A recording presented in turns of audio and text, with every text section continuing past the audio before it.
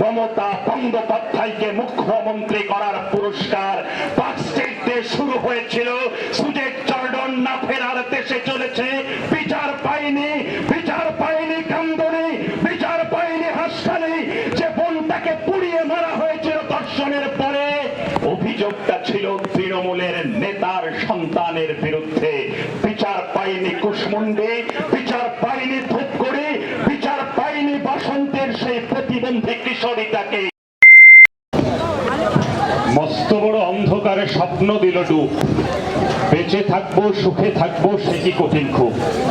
হ্যাঁ বন্ধু, কবির ভাষায় আমরা যারা বাংলার মানুষ, আমরা যারা সাধারণ মানুষ, আমরা বেঁচে থাকবো কিনা, আমরা সুখে থাকবো কিনা, এই প্রশ্নগুলোই প্রতি মুহূর্তে আমাদের সামনে এসে দাঁড়িয়েছে।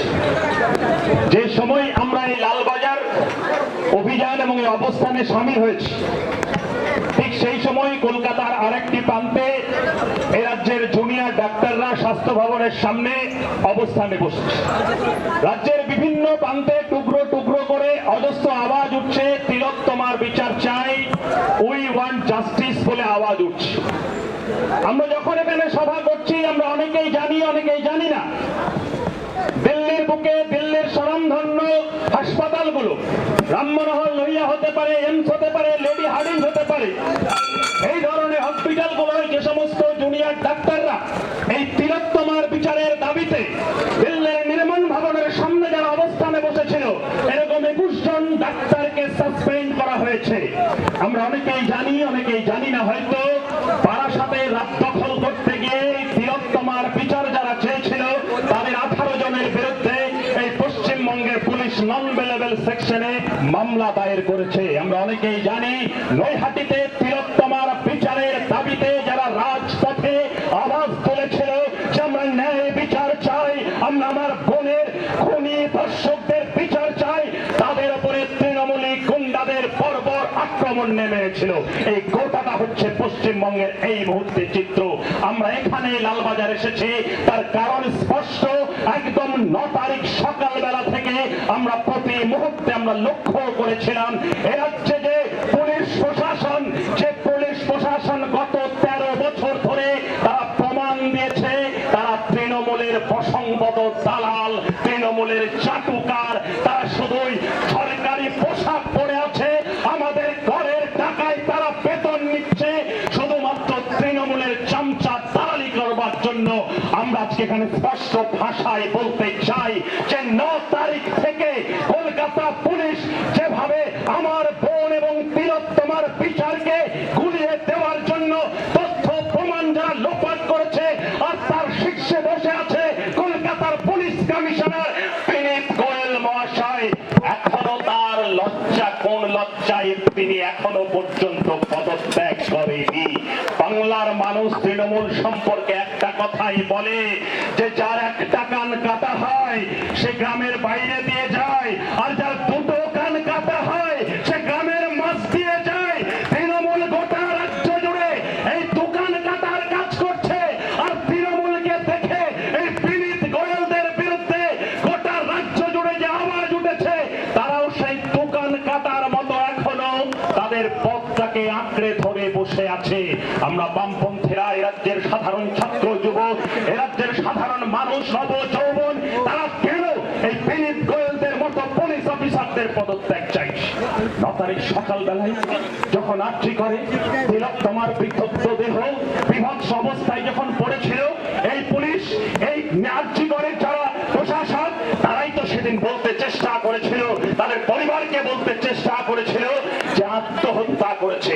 আজকে দিনের আলোর মতো পরিষ্কার, গোটা রাজ্যের সাধারণ মানুষ শুধু নয়, ভারতবর্ষ এমনকি দেশের বাইরে ছড়িয়ে পড়েছে যে আর্জি করে তিলোত্তমার বিচারকে নীরবে নিভৃতিতে কাঁদানোর জন্য এই রাজ্যের তৃণমূল কংগ্রেস, তার পুলিশ প্রশাসন, আর ওই নবান্নের 14 তলায় বসে আছে মাননীয় মমতা বন্দ্যোপাধ্যায় প্রতিদিন এই খুনি ধর্ষকদেরকে আড়াল করবার চেষ্টা করছে। আজকে কি প্রথমই আর্জিকর? আজকে আর্জিকর তো প্রথম ঘটনা নয়। 2011 সালে যখন স্বাধীনতার পরে পশ্চিমবঙ্গের প্রথম মহিলা মুখ্যমন্ত্রী হয়েছিল, এ রাজ্যের অনেক মা বোনেরা, অনেক মহিলারা হয়তো ভেবেছিল যে স্বাধীনতার পরে প্রথম কোন মহিলা মুখ্যমন্ত্রী, যে মহিলা মুখ্যমন্ত্রীর আমলে হয়তো মহিলারা, মা বোনেরা মাথা উঁচু করে বাঁচবে। কিন্তু আজকে গোটা পশ্চিমবঙ্গের মানুষ দেখেছে মমতা বন্দ্যোপাধ্যায়কে মুখ্যমন্ত্রী করার পুরস্কার পার্কস্ট্রিট দিয়ে শুরু হয়েছিল, সুজেট জর্ডন না ফেরার দেশে চলেছে। বিচার পায়নি, বিচার পায়নি কান্দনে, বিচার পায়নি হাসখালি। যে বোনটাকে পুড়িয়ে মারা হয়েছিল ধর্ষণের পরে, অভিযোগটা ছিল তৃণমূলের নেতার সন্তানের বিরুদ্ধে। বিচার পায়নি কুশমুন্ডি, বিচার পায়নি ধূপগুড়ি, বিচার পায়নি বসন্তের সেই প্রতিবন্ধী কিশোরীটাকে। গোটা রাজ্য জুড়ে আজকে এই অবস্থার মধ্য দিয়ে দাঁড়িয়ে আছে। তাই তো 14 তারিখ রাত্রিবেলায় এ রাজ্যের লক্ষ লক্ষ মা বোনেরা যারা কোনোদিন কোনো মিছিলে হাঁটেনি, কোনো মিছিলে স্লোগান তোলেনি, তারাই তো রাজপথে দখল নিয়ে নতুন পশ্চিমবঙ্গ, যে পশ্চিমবঙ্গকে বলা হতো 60-70 দশকের উত্তাল ছাত্র আন্দোলন মিছিলের কল্লোলে তিলোত্তমার শহর, সেই শহরকে নতুন করে ফিরিয়ে এনেছে। এই কলকাতার রাজপথে নতুন করে আওয়াজ উঠছে, তিলোত্তমার বিচার চাই, তিলোত্তমার বিচার চাই, তিলোত্তমার বিচার চাই। একদিকে যেমন তিলোত্তমার বিচারের দাবিতে লড়াই সংগঠিত হচ্ছে, আপনাদেরকে বুঝতে হবে, আপনাদেরকে জানতে হবে, আপনারা প্রতিদিন আপনাদেরকে উপলব্ধি করতে হবে এই ভারতবর্ষের বুকে হাতরাস ঘটেছে, এই ভারতবর্ষের বুকে উনাও ঘটেছে, এই ভারতবর্ষের বুকে কাঠুয়া ঘটেছে, এই ভারতবর্ষের বুকে বিলকিস বানোর ধর্ষকরা মাথা উঁচু করে রাজপথে ঘুরে বেড়াচ্ছে। সেই শাসন ক্ষমতায় বিজেপি, তারা এই রাজ্যের বুকে দাঁড়িয়ে নতুন করে কান্না কাঁদছে, তারা নাকি ধর্ষকের বিচার চায়। আমরা প্রশ্ন করব, কামদুনির ধর্ষণের সময় শুভেন্দু বাবু তুমি কার মিছিলে হাঁটতে? তখন তো তুমি ওই দর্শকদের মিছিলে হাঁটতে। আজকে আমরা বলতে চাই স্পষ্ট ভাষায়, দিল্লিতে যারা শাসন ক্ষমতায়, আরে বাংলায় যারা শাসন ক্ষমতায়, তারা নারীর স্বাধীনতা চায় না, অর্থের আকাশের স্বাধীনতা চায় না, আমার মা বোনেদের স্বাধীনতা চায় না। মাদ্রাস থেকে কাঠুয়া, উনাও থেকে বিলকিস বানো, আরে রাজ্যের বুকে পার্কস্ট্রিট থেকে কামদুনি, আর জিগর থেকে ধূপগুড়ি, ওদেরকে মিলিয়ে দিয়েছে, ওদেরকে মিলিয়ে দিয়েছে, আর সব শাসককে মিলিয়ে দিয়েছে। যখন ন্যায় বিচারের দাবিতে মানুষের লড়াই, মানুষের সংগ্রাম যখন প্রতিদিন ঐক্যবদ্ধ হয়, শাসক তখন দর্শক, অপরাধী, খুনিদেরকে আড়াল করবার জন্য মাথায় ছাতা ধরে। নামের পার্থক্য হতে পারে, কখনো যোগী আদিত্যনাথ, কখনো নরেন্দ্র মোদী হতে পারে, কখনো মহারাষ্ট্রের একনাথ শিন্ডে হতে পারে, কখনো নবান্নের 14 তলায় বসে থাকা মমতা বন্দ্যোপাধ্যায় হতে পারে। এরা নামটা আলাদা হতে পারে, মুখোশটা আলাদা হতে পারে, পতাকার রংটা আলাদা হতে পারে, এদের প্রত্যেকের এক এবং অভিন্ন লক্ষ্য নারীকে পদদলিত করে রাখো, মহিলার অধিকারকে পদদলিত করে রাখো। আজকে যে সময়ের বুকে দাঁড়িয়ে গোটা পশ্চিমবঙ্গের মানুষ আজকে রাজপথের দখল নিয়েছে, সেই সময়ে দাঁড়িয়ে বাংলার সাধারণ জনগণ একদিকে যেমন হিসেব করছে যাত্রী করে শুধুই কি ধর্ষণ না, ধর্ষণকে সামনে রেখে তাকে খুন করা হয়েছিল, অনেক বড় চক্রান্তের হদিশ হয়তো তিনি জেনে গেছিলেন, সেগুলোকে আড়াল করবার জন্য তাকে খুন করা হয়েছিল। আজকে পশ্চিমবঙ্গের সাধারণ মানুষকে এটা নতুন করে বিশ্বাস করাতে হচ্ছে না। এই পশ্চিমবঙ্গের বুকে আমরা দেখেছি এমন কোন দপ্তর নেই, শিক্ষা দপ্তর হতে পারে, আপনি দেখেছেন খাদ্য দপ্তর হতে পারে, এমন কোন দপ্তর নেই যে দপ্তরের মধ্যে চুরি দুর্নীতির ঘুঘুর বাসা নেই। আজকে নতুন করে স্বাস্থ্য দপ্তরের সামনে সেই একই চিত্র ফুটে উঠেছে।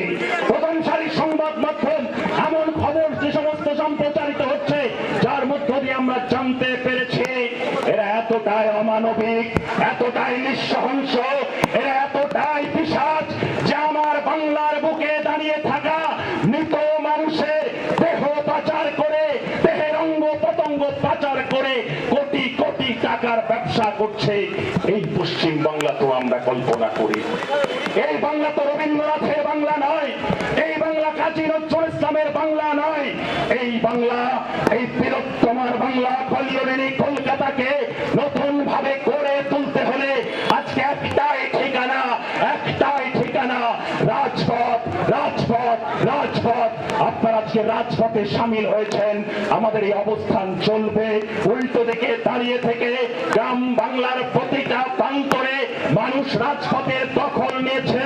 সেই রাজপথের দখল নিয়ে আওয়াজ উঠছে তিলোত্তমার বিচার, যেমন উল্টো দিকে আওয়াজ উঠছে একই রকম ভাবে যে হরিয়ানাতে এ বাংলার যুবক যাদের খালি হাতে কাজ ছিল না, ভুখা পেটে ভাত ছিল না, সেই সাবির মল্লিকদেরকে হরিয়ানার বিজেপি পরিচালিত শাসকের সরকার শুধুমাত্র গোমাংস খাওয়ার অপরাধে পিটিয়ে খুন করেছে।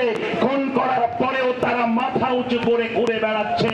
আজকে এই বাংলার বুকে আওয়াজ উঠছে যে সাবির থেকে প্রিয়াঙ্কা, তিলোত্তমার খুনিদের শাসক যারা, তাদের ক্ষমা নেই, তাদের ক্ষমা নেই, তাদের ক্ষমা নেই।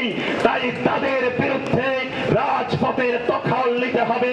রাজপথের লড়াইকে আরো দীর্ঘতর করতে হবে।